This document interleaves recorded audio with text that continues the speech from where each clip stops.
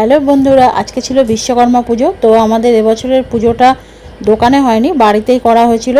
আর আজকে একটু সকাল সকাল উঠেছিলাম, মানে 5টা নাগাদ উঠেছিলাম। সকালবেলা সমস্ত কাজ কমপ্লিট করে নিয়েছি, তারপরে পুজোর জোগাড় কমপ্লিট করে নিয়ে, কারণ আজকে আমার একটু উদ্দেশ্য ছিল অন্যরকম। কারণ আজকে চিন্তা ছিল একটু শপিং করতে যাব, অনেক দিন ধরে যাব করে যাওয়া হচ্ছিল না।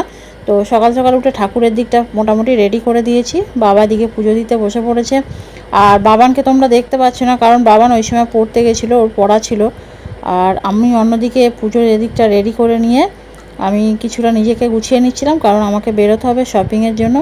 আর আজকে অন্যান্যবার আমি নিজের গাড়ি নিজেই ধুই, কিন্তু তোমার দাদাভাই এবারে দেখলো যে আমি প্রচণ্ড ব্যস্ত আছি। তো দাদাভাই আমার গাড়ি ধুয়ে, নিজের গাড়ি ধুয়ে পুরো রেডি করে নিয়েছে, গাড়িতে ফুলের মালাও চাপিয়ে দিয়েছে। আর ঘরের পুজো কমপ্লিট হয়ে যাওয়ার পর, ঘরের বলতে দোকানের পুজো কমপ্লিট হয়ে যাওয়ার পর দাদাভাই আর বাবা মিলে, দুজনে মিলে গাড়িগুলোকে বাইরের পুজো দিয়ে নিচ্ছে।